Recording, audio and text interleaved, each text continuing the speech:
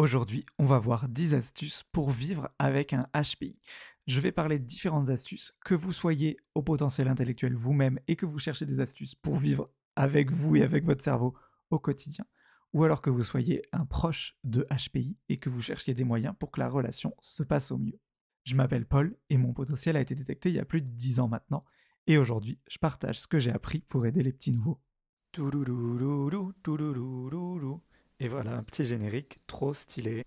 Alors, avant de commencer, je voulais vous parler de mon atelier qui est gratuit, qui dure 7 jours, et dans lequel, c'est un atelier qui se fait par email, et dans lequel vous allez pouvoir voir si vous êtes, oui ou non, une personne HPI, et si c'est le cas, comment l'utiliser. Toutes les inscriptions, tous les trucs, ça se fait directement depuis la barre de description, vous avez le lien pour vous inscrire. Sans plus attendre, on part tout de suite dans la vidéo. La première astuce dont je voulais vous parler, c'était la plus évidente, je commence par le, par le plus simple, c'est de comprendre ce que sont les caractéristiques d'une personne HPI. Parce que, bon, les caractéristiques, je vous les refais pas, il y a la pensée qui va vite, la grande sensibilité, les intérêts un peu différents, tout ça, tout ça. L'idée, c'est que comprendre ce qui se passe, mettre un mot sur ces mots, c'est une expression mais qui fonctionne très bien là, ça permet vraiment de, pour soi, comprendre qu'on est HPI, ça permet de comprendre d'où vient ce sentiment de différence qu'on a, ce qui fait un bien fou. Je le dirai jamais assez. On s'est souvent, on s'est toujours senti différent, tout ça, et comprendre que cette différence, elle a un nom, et que vu qu'elle a un nom, ça veut dire qu'on n'est pas seul à être comme ça fait un bien fou. Et identifier le HPI est aussi très utile pour pouvoir l'expliquer aux autres. Et pour dire je suis pas juste bizarre, entre guillemets, il y a ça, il se passe ça dans ma tête, c'est un truc qui existe, ça a un vrai nom, enfin, c'est un vrai truc sérieux, et ça permet de l'expliquer et de faire du bien en fait. Donc comprendre les caractéristiques, enfin vraiment comprendre toute cette histoire-là permet d'aider et de mieux vivre avec. Deuxième astuce, c'est de mettre en place une communication ouverte.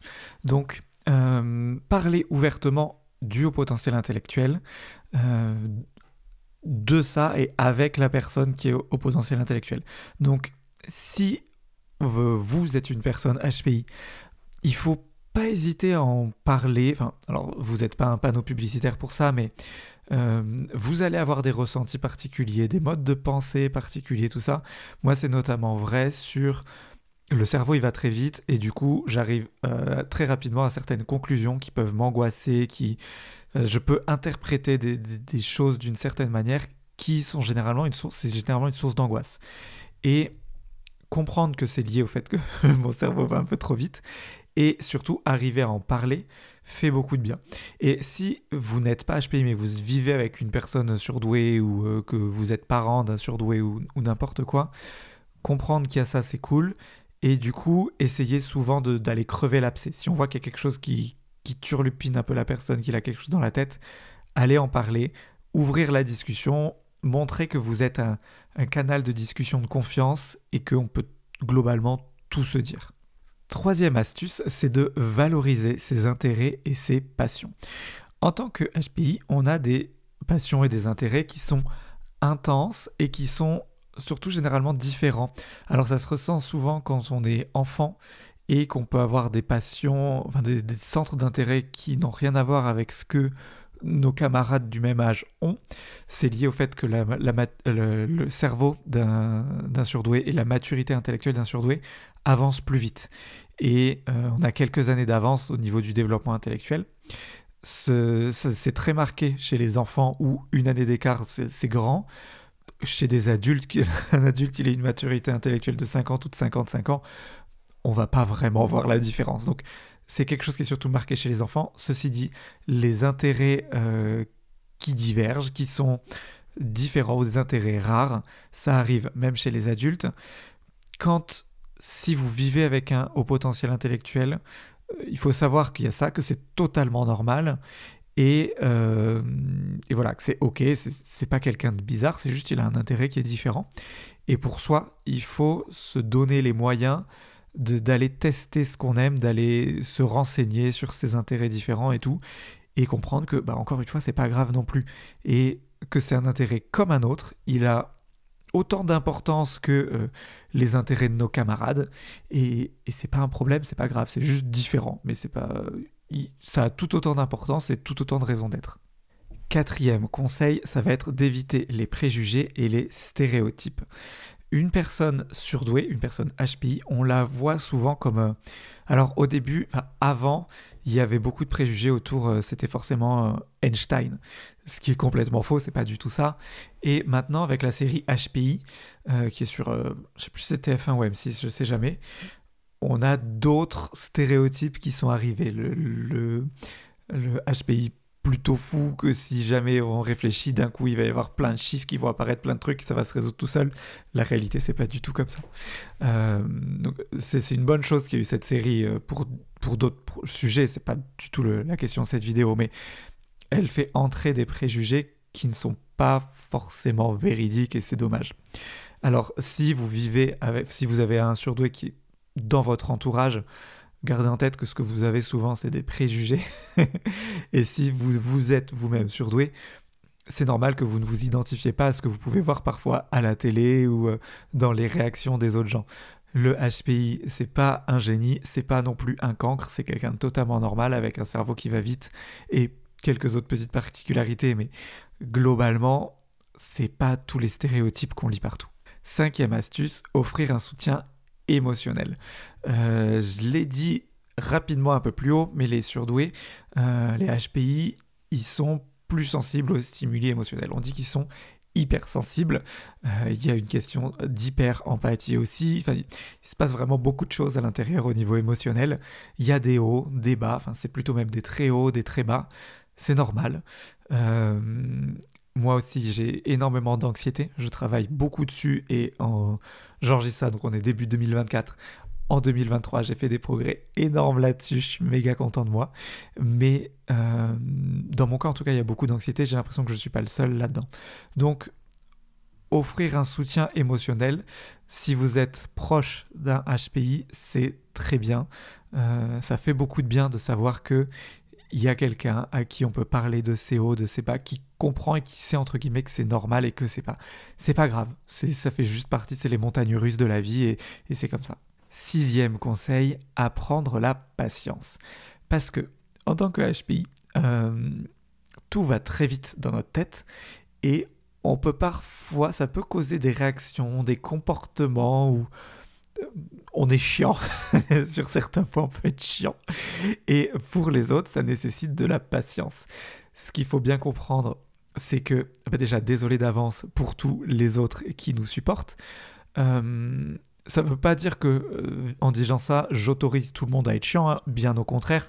Juste que ce qui se passe des fois, c'est que le cerveau va très vite, on s'emballe, ça peut créer un sentiment d'anxiété, comme je vous parlais, on peut vraiment se poser des questions sur tout et on devient très anxieux et on panique finalement à l'intérieur et ça en résulte en un truc un peu chiant. En fait, on panique et on va redéposer ce stress sur quelqu'un d'autre. On devient très exigeant et ça va plus et on explose un peu. Il faut l'intégrer, c'est-à-dire que il faut que les autres comprennent qu'il y a ça qui peut se passer, que c'est pas de la méchanceté, qu'on est juste chiant et qu'il faut être un peu patient. Il faut aussi, pour le HPI, comprendre que ça peut arriver à identifier les moments où ça se passe pour ne pas être chiant. C'est pas une raison pour dire oui, je suis HPI, donc j'ai le droit d'être chiant, c'est pas ma faute, je suis comme ça. Non. On sait que ça peut être une source et il peut y avoir un danger, un risque, entre guillemets, que ça arrive, mais maintenant que c'est identifié, il faut travailler dessus. Et j'ai horreur de certains qui viennent me dire que je suis HPI, c'est comme ça, je peux rien y faire et c'est au monde de s'adapter. Non, je ne suis pas du tout d'accord avec ce point de vue. Septième astuce, il faut encourager l'autonomie et l'indépendance. Alors encore une fois, c'est un conseil qui va pour les proches de HPI et pour les HPI.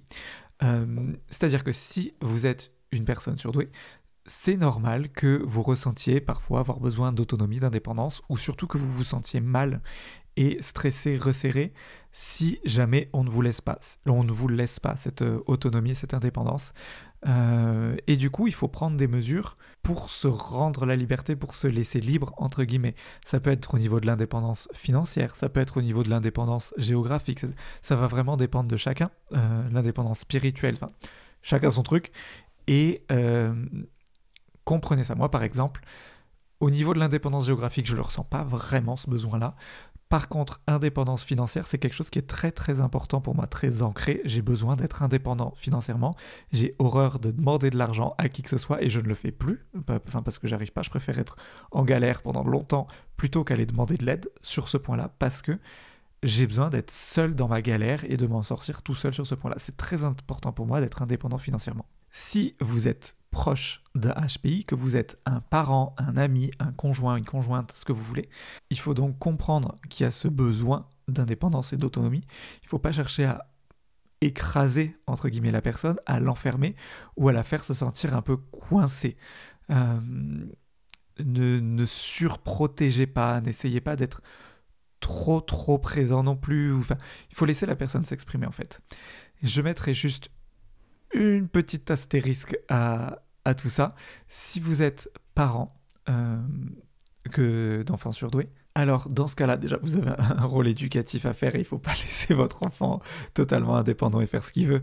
Mais surtout, dans ce cas-là, avoir un cadre, poser concrètement des limites et des choses comme ça, ça a un côté très très rassurant parce que sinon l'enfant surdoué peut penser qu'il peut absolument tout faire, qu'il découvre la vie, il découvre le monde, il découvre son anxiété qui commence à arriver, ses émotions qui deviennent de plus en plus fortes, et savoir qu'il y a un cadre, une limite à ne pas dépasser parce que papa et maman l'ont dit et que c'est important et que c'est justifié cette limite, ça fait du bien et ça rassure. Donc c'est le seul moment où le manque d'autonomie et d'indépendance est justifié, enfin, lui montrer un cadre. Il y a une règle, il ne faut pas la dépasser, c'est ça la limite, et ça rassure. 8e astuce, c'est de comprendre et gérer les surintensités. Alors, comprendre, j'en ai parlé un peu du point de vue des autres, c'est-à-dire que ça va arriver, il y a des très hauts, des très bas, tout ça. Pour soi, c'est surtout un point que je voulais insister, pour soi, c'est-à-dire qu'il faut comprendre que ça vient, que c'est au truc émotionnel, ces montagnes russes émotionnelles, ça vient en grande partie dû au potentiel intellectuel. Il n'y a pas que ça, évidemment, la vie est toujours plus compliquée, c'est pas noir ou blanc, mais ça vient en grande partie de ça, et surtout il faut apprendre à le gérer. Encore une fois, je vous le disais un peu plus haut, le HPI n'est pas une excuse pour faire n'importe quoi et pour s'imposer aux autres. Non, je ne suis pas du tout dans cette équipe-là. Pour le gérer, ce qui a fonctionné très bien pour moi et qui fonctionne sur les personnes que j'accompagne, c'est d'abord de comprendre le fonctionnement biologique d'une émotion, c'est-à-dire par où ça passe, beaucoup de bien. Et j'ai fait un gros travail, je vous disais, sur mon anxiété récemment, c'est passé aussi par pas mal de méditation, qui, alors je sais c'est cliché de dire ça, mais le fait est que ça marche et que ça fait beaucoup de bien, donc je vous invite à vous y mettre même 2 minutes par jour, par-ci par-là, ça fait beaucoup de bien. 9e astuce, ça va être de soutenir le besoin de stimulation intellectuelle dû au potentiel. Donc encore une fois, soutenir le besoin de l'autre ou soutenir son besoin à soi si on est nous-mêmes HPI. Les HPI, c'est des personnes qui ont besoin d'une stimulation mentale intense. On a le cerveau qui va vite et pour être, entre guillemets, épanoui dans son cerveau, il faut soutenir ce rythme-là. Ça marche comme ça, il faut que vous lui donniez à manger pour qu'il ne se mette pas à partir dans tous les sens et créer des situations anxieuses. Il faut l'occuper et l'occuper de quelque chose qui nous stimule. Ça va, que ce soit que vous viviez avec un HPI ou que vous le soyez vous-même, il ne faut pas hésiter, du coup moi ce qui me fait beaucoup de bien, c'est d'aller dans les musées, de m'ouvrir à d'autres choses, de tester des nouvelles expériences, de regarder beaucoup de reportages pour apprendre, ça me permet de découvrir des nouveaux sujets. Il y a la chaîne YouTube de Arte qui est formidable, qui fait des super reportages qui sont gratuits sur plein de sujets et ça vous ouvre votre esprit à des choses qui vous permettent de creuser des autres sujets et tout. Enfin, allez-y, vraiment, c'est top. Ou alors, selon où vous habitez, il y a certainement une bibliothèque municipale. Prenez-vous un abonnement, c'est gratuit ou vraiment pas cher. Vous avez livres illimités pendant 1 an. Enfin, ça dépend de la durée de l'abonnement. En tout cas, là où j'habite, c'est des abonnements à l'année. Et vous pouvez lire plein de livres, découvrir des nouveaux sujets et tout. Enfin, c'est trop cool. Et mettez-vous donnez-vous à manger à votre cerveau. Que ce soit via des nouveaux reportages, des nouveaux trucs que vous découvrez, via de la bibliothèque, j'adore me balader dans des rayons que je ne connais pas et me dire tiens, ce livre-là, il a l'air intéressant pour X ou Y raison, je vais le tester. Et ça fait beaucoup de bien. 10e astuce, c'est de reconnaître et surtout valoriser la différence. Parce que il n'y a rien de pire pour une personne, que ce soit surdouée ou non, qu'on la fasse se sentir différente tout au long de sa vie. Euh, Nous, on est surdoués, ça fait partie de nous, mais c'est pas nous entiers. C'est-à-dire moi je suis Paul, je suis surdoué, mais je suis aussi plein d'autres choses. Et j'ai horreur qu'on me réduise à ça. C'est-à-dire, ok, je suis surdoué, ok, j'ai mon métier maintenant, c'est de parler de ça via ce blog et cette chaîne YouTube, mais je suis aussi plein d'autres choses. Et je vous parle que de ça, mais dans ma vie privée, elle est riche d'autres choses aussi, il n'y a pas que ça. Et on est des humains, on a besoin d'amis, et surtout en grandissant, on a besoin de se sentir inclus dans un groupe. Donc ok, on a le cerveau qui va vite, ok, on peut avoir des intérêts qui sont différents, mais pour autant, on est des gens totalement normaux, et on n'est pas à part, on est différent peut-être, et c'est une bonne chose d'être différent aussi, mais on n'est pas si différent qu'il faut nous priver du monde normal, entre guillemets. Je vous le disais en début de vidéo, j'ai créé un atelier gratuit par email qui vous permet d'explorer plus en détail votre douance, de voir d'où elle vient, tout ça, tout ça. C'est gratuit, l'inscription elle se fait par le lien qui est dans la description. À très bientôt.